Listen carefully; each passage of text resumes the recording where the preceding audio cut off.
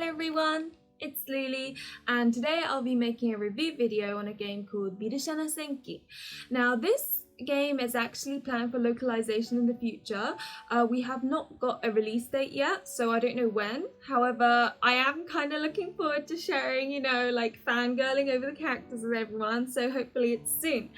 And so yeah, I'll, as always, be going through synopsis, character descriptions, my general consensus, and like kind of a rating. And before I start, I'd like to note that although I would not consider any of what I include in this review as spoilers, I'm aware that what you think of spoilers and what I think of spoilers, it may not quite align. So if you're really sensitive and you don't even want to know what the characters look like, then I would swiftly move on. But anyway, let me start. So the synopsis, and I'm going to find this really tricky because it is historical fiction, but the synopsis is that it's the Heian period, and the war between the Taira clan and the Minamoto clan is kind of, they had like a war, and in the end the Minamoto clan lost, and the clan leader's son was allowed to live, but instead was sent to live with a bunch of monks near Kyoto. And the story is of that son who actually turns out to be female and has to hide the fact that she's female throughout the whole game pretty much. And it's basically based on real history, and it follows the story of Minamoto Yoshitsune. At the beginning she's called Shanao, but they change their names once they kind of become a full-on I guess adult male. I'm not quite sure of the details, so I'd look into this. But yeah, she changes names and becomes Minamoto no Yoshitsune. And yeah, it's really interesting actually. I did have to do a lot of learning throughout the whole playthrough. So the very first route felt very heavy in the sense that I kind of had to pick up all the different Japanese historical lingo, like, different names, and all the names sound so similar because, they take the kanji from the father or something and put it in their name. So it's like Norimori and Noritsune and Tomomori and Yoritomo. It's just like, oh my gosh, so remembering everyone was quite tricky, but it's they have done a good job to sort of sticking to the general historical events that happened. However, this did kind of make certain bits a little bit repetitive, which I will go into when I talk about it, generally speaking. Now, the amount of time it took for me to complete the game was about 45 hours. The common route wasn't particularly long. I'd say it was fairly short. I think I completed the common route in sort of 3 to 4 hours maybe, and then the individual routes were much longer. The system is your usual, you pick decisions, and some decisions make certain characters like you more.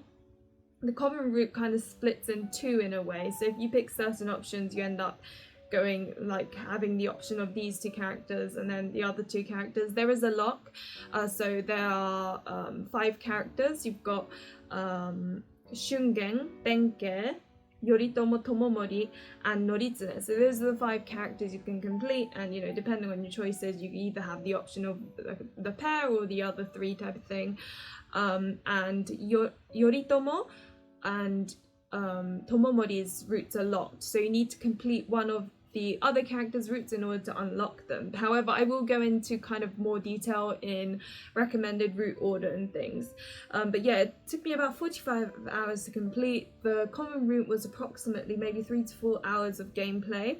And there's also this really tricky, I just gave up because I didn't know what was going on, but there's basically 3 parameters. It's kind of like strength, kindness, and intelligence or something, and depending on what choices you make, it increases the amount of those parameters, but like it doesn't show you, so you really have to like check, and I could not be bothered, so I ended up using a walkthrough.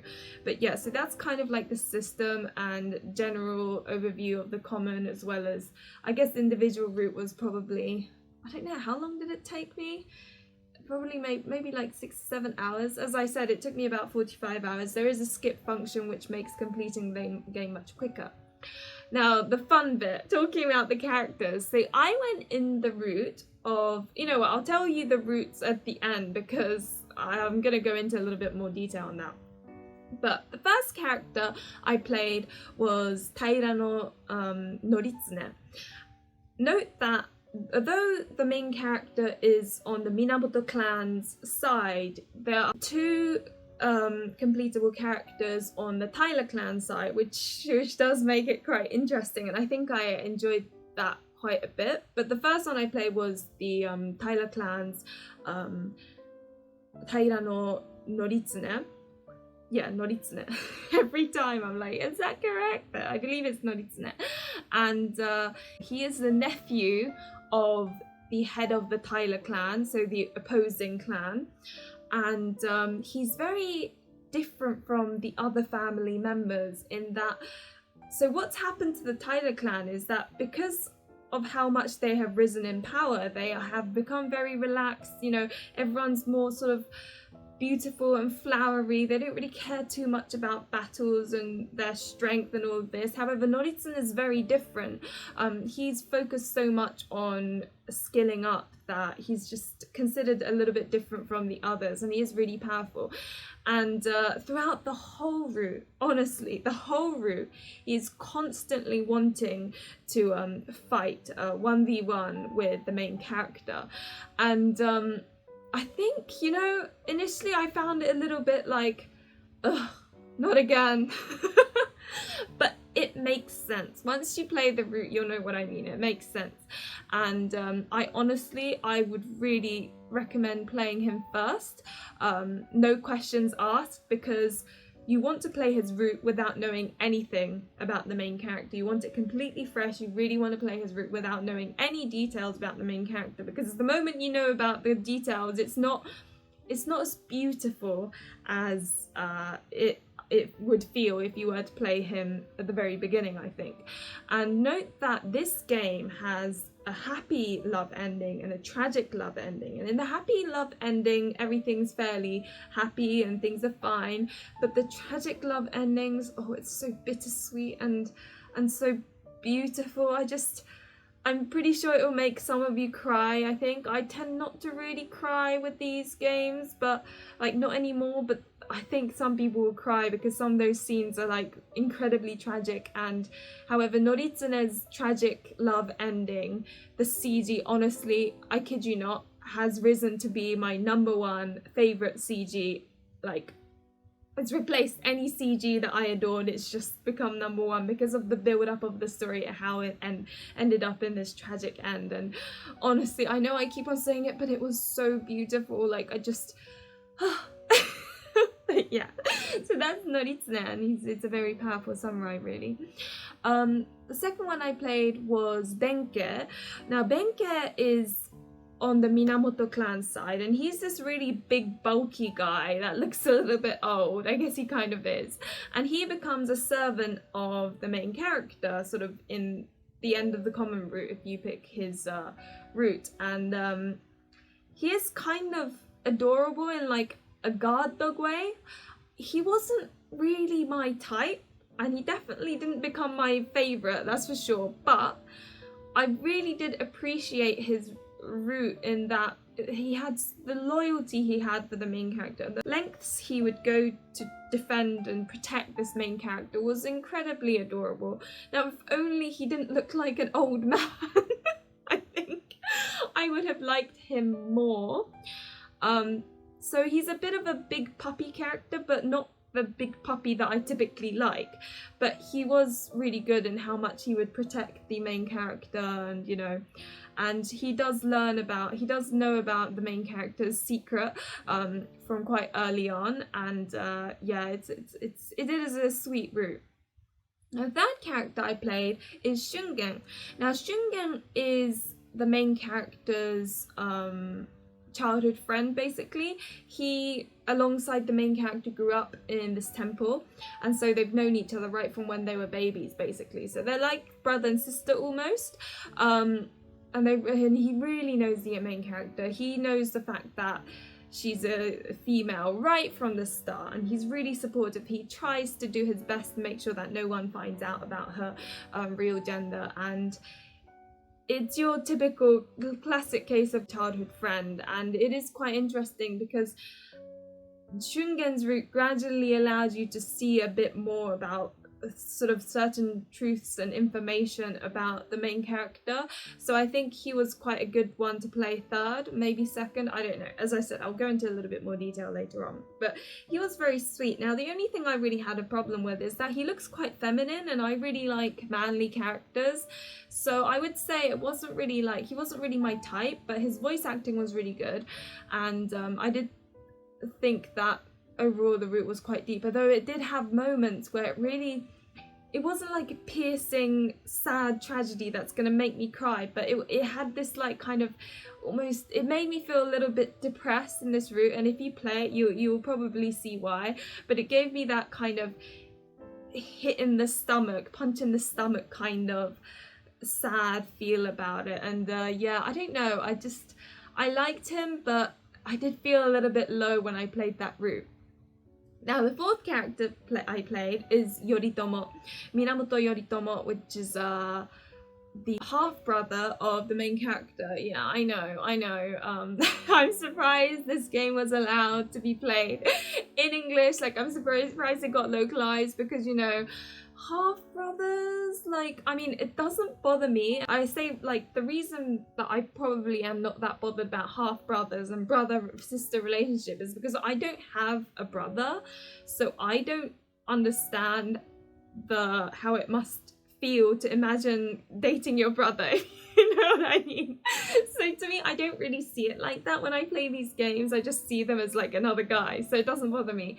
But I can imagine that bothering some people, so bear that in mind. You do have a half-brother to date in this game. He's your classic kudere really, or dandere even. And normally he's not really my type. Like, I'm not that into kudere and dandere characters. However, there were scenes where he would show a little bit of like jealousy, and oh, my heart every time, because, you know, he doesn't show it, but he shows it in like something he might say or an action he does, and oh, it's just every time he showed like a little bit of jealousy, my heart melted. And yeah, he was I think he had a little bit more romance than the first three that I played, and yeah, I think he became sort of like, in terms of the characters, I think he was my second favorite really. I mean, he looks cute as well. So, but yeah, so you kind of encounter him almost sort of maybe a third or halfway through the game, so maybe a third through the individual route. And yeah, the way the main character and him end up meeting, and, you know, the main character has this all built up in her head, you know, oh, I finally get to see my half-brother, and how things turn out is quite interesting. So yeah, that was a fun route. Now the last and definitely not least is Taira no Tomomori. Oh my gosh, he is just so my type, like, and I always say that I probably should stop saying who my type is, because I have such a consistent type that the moment I say someone's my type, everyone will probably figure out that they are a bit messed up in the head. But you kind of discover this way early on in the common route, so I'm not going to count. I don't think it's spoilers, because, you know, it's quite obvious. And he is the son of the head of the Taira clan. And yeah, what I love about him is that he encounters the main character in a certain way, and that's it. She's the only thing I swear he's ever thinking about in the whole story, whether it be the common route or the individual route of other characters, he's still always thinking about her, and he is obsessed with her. And I love that sort of thing in a love interest. I love it when they are obsessed with the main character. I don't know what it is, but I just really like it. And yeah, he's got his own secrets as well, and he's definitely the character you want to play last, because it reveals all sorts of things about like different characters and all of this. So yeah, I highly recommend him, and he became best boy, as you can probably tell from my face. Yeah, no, he's cute, and he definitely had the most romantic steam. See, I'm thinking about steaminess already. He had the most romantic scenes. There are like scenes where you're like, oh my gosh, my heart, this is giving me butterflies, that sort of thing.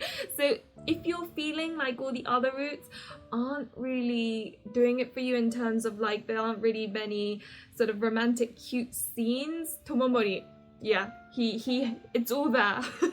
So it was quite, he was a fun route to play. And yeah, oh, and note that there are these if routes, and basically the if routes are, there are certain characters that pop up in the game where you're like, why can't they be an li, like just why? And I'll give a brief description. One is Takatsuna, and he is the servant of the main character's half brother Yoritomo, and he's quite like puppy Genki, sort of like really hyper and chirpy and kind of cute. He's one of those characters, and you get a little tiny episode, it's like a bonus thing of if they ended up together. And you have Tadanobu. So in the game, Tadanobu and Tsugunobu are brothers, and they end up becoming the main character's servants as well. And you get like you know, if stories of them, and they tend, the little stories are basically you get to know them, and then they find out a little bit about the fact that the main character is a girl or something, and then you just, it's like a short development, but it is really cute. And Tadanobu is very like kind of flirty and a bit boisterous, and he can't keep things a secret, and it's really cute. I really liked him. And Tsugunobu is like your stereotypical slightly older brother, like kind of confident, you can rely upon him type of character. And oh, the fourth one, and if he was an actual character, I would have rejoiced, because right from the beginning my heart was taken by this character, and he is Tomomori's younger brother. I can't remember his name now. I love it. He's my favorite character and I can't remember the name. I'll put it down in like the subtitle thing that I always put in. But Shigehira, that's his name. Shigehira, yeah. He's Tomomori's younger brother, and right from the start I really like the way he looks. I really like his personality, but he is not a completable character, and I was really sad. But the if route like kinda made up for it, not quite, because of the way it ended. Like I wanted more because of how the emotions he showed, but yeah, I guess I just had to be happy with the if route, and I'm really hoping that in the Birushana Senki fan disc, because there is going to be a fan disc in the future, which I am 100% going to buy, in the fan disc, I'm really hoping that he becomes an li, because if he does, I'm going to be so happy. But yeah, I don't know, fingers crossed, please. That's how much I liked him. So yes, those are the if routes. So yeah, you have the 5 characters and then 4 if routes, and you know, it was actually pretty fun. Now, talking about route order, I would highly recommend you play Noritsune first, and the reason is, I know I already said it, but you want to play his route without knowing anything. Like, you don't want to know anything about the main character, you just want to play it fresh, knowing nothing. And yeah, that's honestly, normally I don't care about in what order you complete characters, but in this one, promise me that if you play it, I don't care about other characters, just please play Noritsune first, because I think his route seemed all the more beautiful because of the fact that you don't know anything about the main character. Now, following on from Noritsune, I would probably recommend either Shungen or Benkei. Personally, I picked Benkei because I liked him the least, but I was quite happy that I picked him and played him before Shungen, because you learn a little bit about the main character in Benkei's route, but not as much as Shungen's route. In Shungen, a lot of things get revealed, and it's quite interesting, and I would definitely save that. Then I would play Yoritomo, because he's the main character's, you know, half-brother, you then further learn even more about the main character, and it kind of couples quite well with what you've probably learned in Shungen's route. You learn more in Yoritomo's route, so it's kind of nice. And then right at the end, I would probably play Tomomori's route, because you learn basically everything about the main character. Everything gets revealed, everything gets, like, you know, you get told about everything, and then it kind of ends nicely because you know, learn. And another reason I would go in this order is that because it is historical fiction, there are sort of repetitive moments. Now, I enjoyed Noritsune, Benkei, I was starting to get bored because there were like these repetitive moments. And then you had Shungen, where I was really like getting kind of like, you know, a bit fed up with some of the wars constantly occurring. And although they're from like different perspectives, it is still the same wars. So, you know, yeah, there's some text that's similar. And then it helped that I played Yoritomo's route because he had a little bit more romance. He's from a different perspective as well. So though there's still wars, it's a tiny bit different, so I could carry on. Then Tomomori's route was even more different in that he is the opposing, you know, clan's son. So, and then there's sort of secrets and you want to know more and more, and so I think he was the best to play last. So I think I've made it very clear that because it's historical fiction, you do kind of come across certain wars over and over again, and so you might have to have a little bit of willpower to go through all the characters at once. If you're the type that gets bored quite quickly, I would definitely recommend playing one character and then playing another game, come back and play the second one, go away and come back, that sort of thing, because one, it is quite exhausting, especially the first route, because you have to learn all these different terminologies. It does have a dictionary in it, so I guess when they localize it, they'll probably have like one of those drop downs where it explains what certain things are, which helps, and plus it's kind of educational because you start learning things. But I remember the first route being quite heavy for that reason, because I was learning and playing at the same time.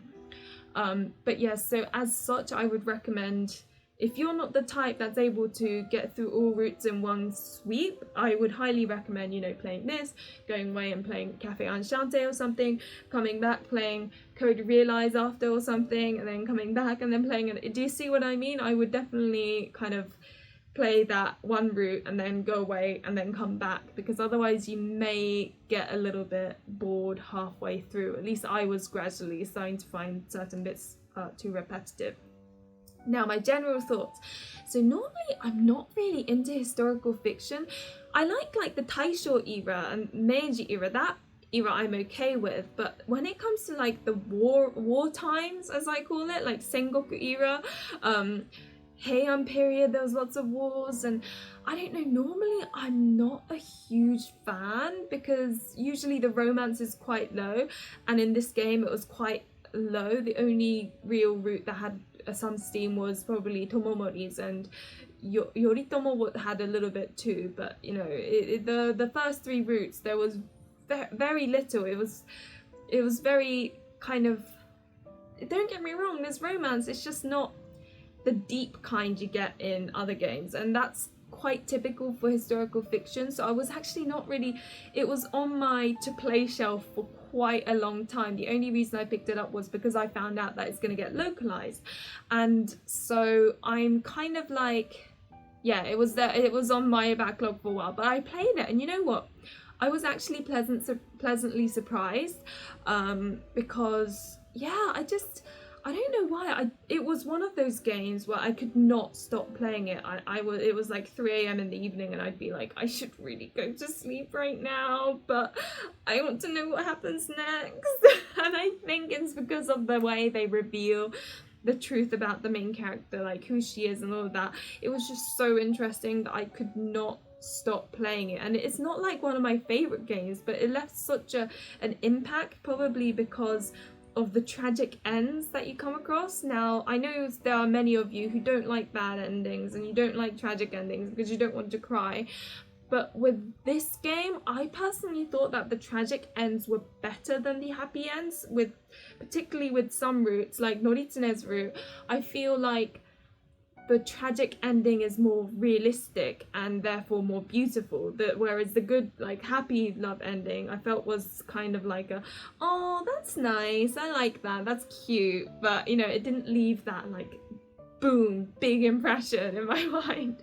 Whereas the tragic ending, the CG is probably going to be burnt into my mind until I lose my mind. So yeah, it was one of those games where I actually like the tragic ends more than the good ends. And yeah, the story, I guess because it's based on actual history, I felt like it felt really like, it felt real, you know. It didn't feel, there were no bits where I'm like, well, that doesn't make sense, or I don't get that. And I think they did a good job, you know, having the character have to hide the fact that she's female throughout the whole route. There will be moments when you're like, oh, that could have been bad, but oh, thank God Shungen was there, or thank God so and so was there.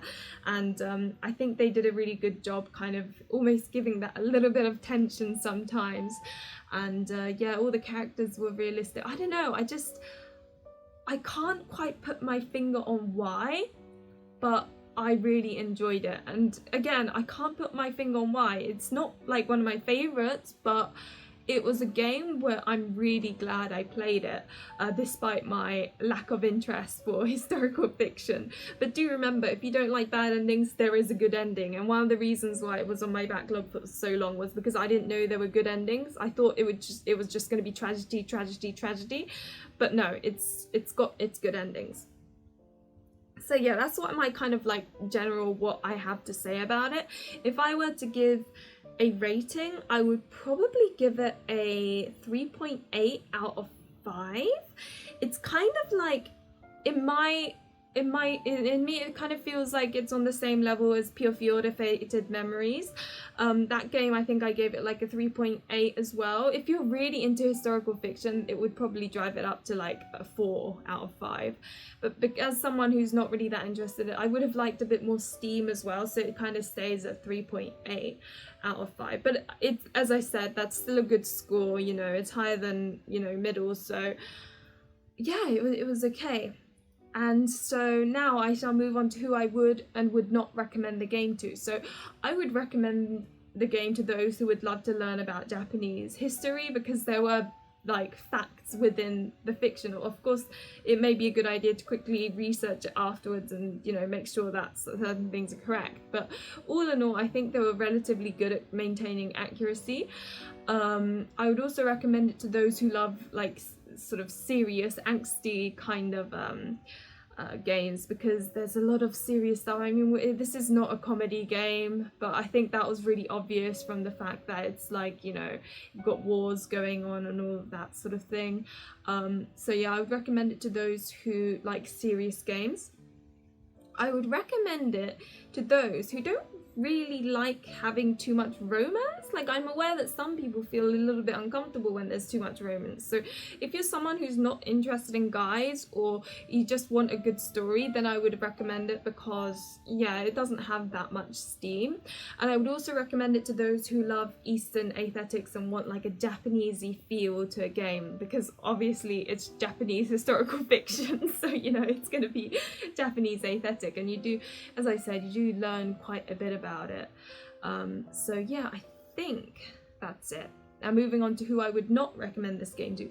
I would definitely not recommend it to someone who is like craving steam and like romance and wants something, you know, that like more than, I mean, I don't think in Birushana sometimes they even hold hands, to be honest. Like some, you know, you had kiss scenes, but like it was very much towards the end, and holding hands, it's just, even that was scandalous, if you know what I mean. So if you're looking for something really steamy and that's all you want, then I would definitely not recommend it. I would not recommend it to someone who's looking for like a more Western aesthetic game. It is Japanese historical fiction, so this is completely Eastern here. There was very little, I don't think there is any Western themed stuff in it, apart from the fact that for some reason Tomomori is blonde haired, but you know, we won't go into that. It is an otome game. Anything is allowed. Okay, I would not recommend it to someone who wants a happy-go-lucky game. If you want something happy, do not touch this game, because there is quite a lot of splatter of blood here and there. Oh, loads of people that just died. Oh dear God, you know, there's just gore everywhere. So if you want something happy and you don't like gore, I would definitely not recommend it. It's just best to stay away. And if you're obviously uncomfortable with things like having a half-brother in it, or, you know, that sort of thing, there is some non-consensual stuff, so that also. I mean, it's not a lot of it, but there are elements of it. So if even a little bit of that makes you uncomfortable, I might give it a miss as well. And I think that's it. So yeah, but do ask any questions in comments below if you have any. I'm more than happy to try and answer them. And if I don't answer, then join my Discord, which I will also leave the link below, because it won't only be me answering your questions, there may be others answering your questions as well, and obviously that's a bit more helpful. So that's that. As always, thank you very much for watching. Remember to like and subscribe if you enjoyed the content, and hopefully I'll see you in another one of my videos. Bye!